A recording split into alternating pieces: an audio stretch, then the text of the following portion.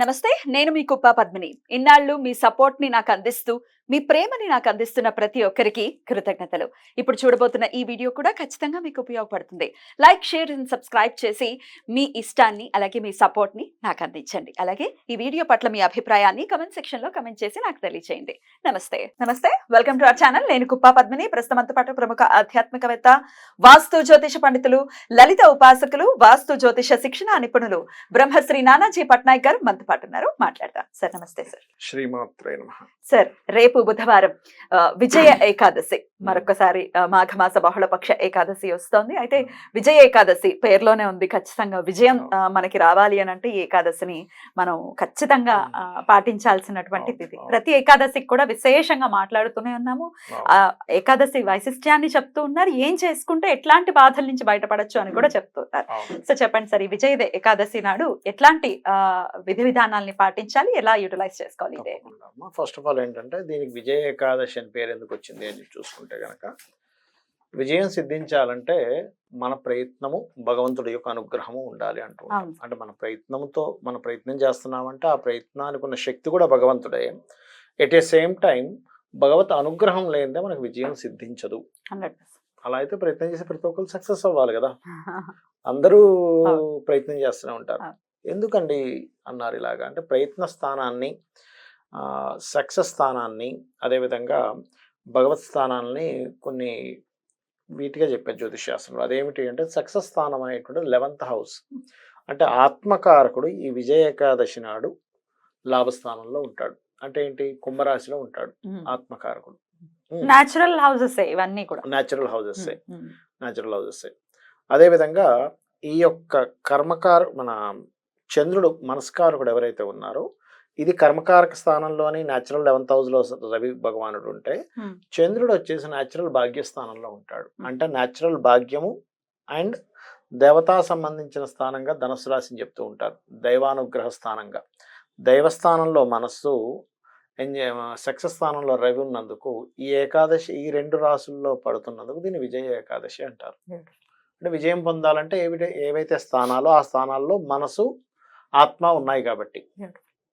అయితే ఇక్కడ మరి దీనికి ఏంటి పరిహారం, ఎలా చేసుకోవాలి, దీనికి పూజా విధానం ఏం చేయాలి అంటే, ఈరోజు ప్రత్యేకంగా శనగలు బెల్లంతో తయారు చేసినటువంటి పదార్థాన్ని దత్తాత్రేయుడికి మరియు ఈశ్వరుడికి నైవేద్యం పెట్టి శివ నామములు మరియు దాంతోపాటు విష్ణు సహస్రనామాలు చదవాలి. చదివి ఆ బెల్లంతో కూడినటువంటి ఉంటాయి చూసారా శనగలు, ఉడకబెట్టిన శనగలు, లేకపోతే పల్లీలతో అయినా సరే, పల్లి పట్టి చేస్తుంటారు వాటి దాంతోనైనా సరే తయారు చేసినటువంటిది పంచినట్లయితే ఈ దోషం అనేటువంటి తగ్గుతుంది. వీళ్ళ జన్మజాతకంలో ఒకవేళ ఏం చేసినా సక్సెస్ రావట్లేదు అంటూ ఉంటారు చూసారా, ఏం చేసినా నాకు విజయం పొందలేకపోతున్నానండి, ఎంత అయినా అవ్వట్లేదు అంటుంటారు చూసారా. అలాంటి వారి కోసం ఈ విజయ ఏకాదశి గుర్తుపెట్టుకోండి. అలాగే దీంతో పాటు మీరు పిడికెడ బెల్లము మరియు శనగపిండి, గోవులు తింటాయమ్మా శనగపిండి, ఈ రెండింటిని తినిపించినట్లయితే కూడా గోవులకి విజయ ఏకాదశి రోజు మంచి ఫలితం ఉంటుంది.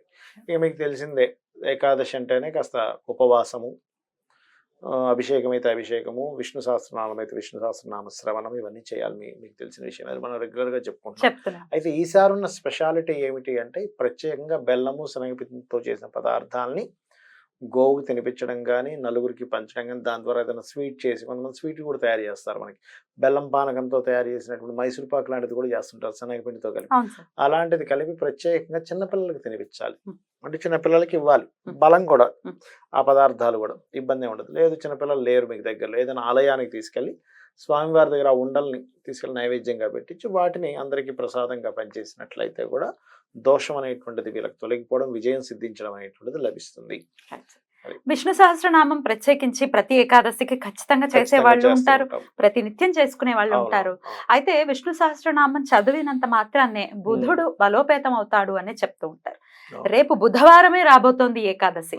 సో విశేషంగా ఎలా చేసుకోమంటారు సార్? ఒకటేనమ్మా, ఎప్పుడు కూడా మీరు గమనించినట్లయితే బుధగ్రహం వీక్ అయిన వాళ్ళకి కమ్యూనికేషన్స్ విషయంలో కూడా ఇబ్బంది ఉంటుంది.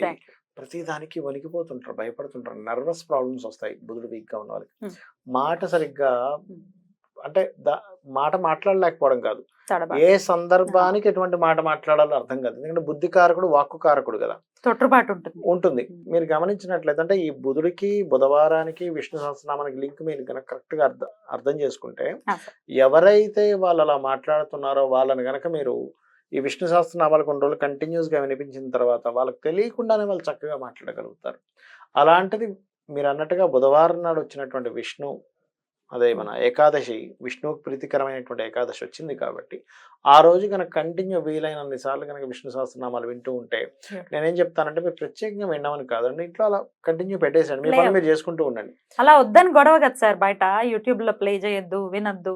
అయ్యో మరి ఎలా వస్తుంది? అదే కదా, ఒక వ్యక్తి నేర్చుకోవాలి, ఎలా వస్తుంది? ఎలా వస్తుంది మరి? లేదు, తప్పేం కాదు. గాయత్రి మంత్రాన్ని అలా ప్లే చేయకూడదు. ఇప్పుడు కొంతమంది పెడుతూ ఉంటారు గాయత్రి, తప్పది. విష్ణు సహస్రనామాలు వినొచ్చు, తప్పేం కాదు. నామములమ్మా అవి, నామాలకి తప్పేం లేదు. లలిత గాని విష్ణువు గాని ఖచ్చితంగా ప్లే చేయొచ్చు. దానివల్ల ఎవ్వరికి గాని ఎటువంటి దోషము లేదు, ఇది గుర్తుపెట్టుకోండి. సో కంటిన్యూస్ గా అలా ప్లే చేస్తూ ఆ రోజంతా వినే ప్రయత్నం చేయండి. ఇప్పుడు మనకు టెంపుల్స్ లోపల పూజలు జరుగుతుంటాయి, మైక్ లో పెట్టి మంత్రాలు వినపడుతుంది, మంత్రాలు వినిపిస్తుంటాయి. మరి తప్ప? మరి తప్పు కాదు కదా. మరి 10 మంది కూర్చున్నప్పుడు హోమం జరుగుతుంటుంది అంటూ ఉంటారు బయటికి, తప్ప చెప్పండి? ఏదైనా సరే ఇప్పుడు తప్పు ఎప్పుడు అంటే అపశబ్దం పలికితే తప్పు. వింటే తప్పు వింటే ఎందుకు తప్పు అవుతాం? మరి వేదం ఎలా వినపడింది కదా, ఫస్ట్ వేదం వినపడి తర్వాత వాళ్ళు మనకి నిక్షిప్తం చేశారు కదా, అందించారు కదా. వినడం తప్పు కాదు, గుర్తుపెట్టుకోండి. పలకడంలో దోషంగా పలికితే 100% తప్పే. వినడం తప్పు ఎందుకు అవుతుంది? అదంతా మరి అతి చాదస్తాలు అవన్నీ. డెఫినెట్లీ. అయితే విష్ణు సహస్రనామం చదవటం అనేది ఎంతో కొంత దాని మీద సాధన చెయ్యాలి. చేసిన తర్వాత చక్కగా చూసుకుంటూ మీరు అన్నట్టుగా వింటూ నేర్చుకున్న వాళ్ళు ఉంటూ ఉంటారు. మాకు రాదండి, మేము చదవలేకపోతున్నాం, చదువుకోలేదు మేము అనుకునే వాళ్ళకి ఆల్టర్నేటివ్ ఏంటి? వినడమే. విష్ణు సహస్రనామాలకు ఉన్న మరొక గొప్ప విషయం ఏంటంటే శ్రవణం ద్వారా ఎక్కువ ఫలితం ఉంటుంది పఠనం కంటే కూడా విష్ణు సహస్రనామాలకి. అయితే సార్, పరమాచార్య గారు చెప్పినట్టుగా ఒక విషయం మీద 18 సెకండ్లు మన మనసు ఒక దాని మీద మనం కేంద్రీకృతం చేయలేము.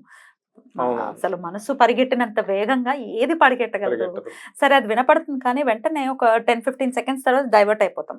మేబీ ఫస్ట్ ఒక శుక్లాంబరధరం విష్ణు అన్నది వినపడుతుందేమో, తర్వాత ఇది వినటం మానేస్తుంది, వేరే దాని మీదకి వెళ్ళిపోతుంది కదా.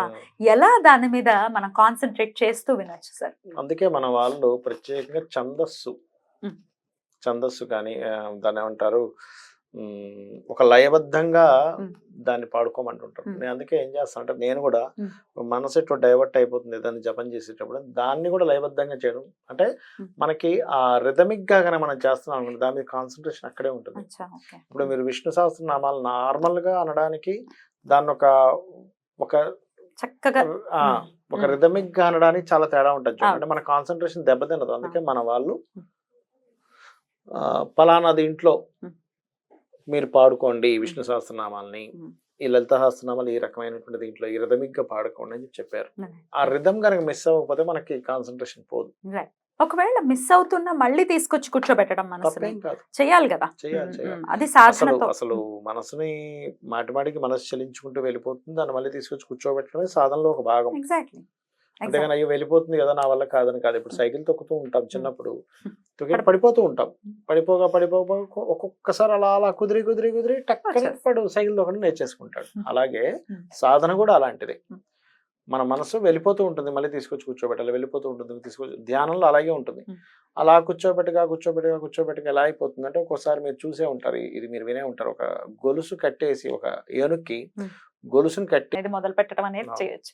విజయ ఏకాదశి చాలా అద్భుతమైనటువంటి రోజు కాబట్టి విజయం ఎవరికి వద్దనుకుంటారు? అందరికీ కావాలి విజయం, సక్సెస్ అందరికీ కావాలి. సో అందరూ చేసుకునేటటువంటి రోజు చాలా చక్కగా మాకు వివరించారు sir. Thank you so very much. నమస్తే. శ్రీమాత్రే నమః.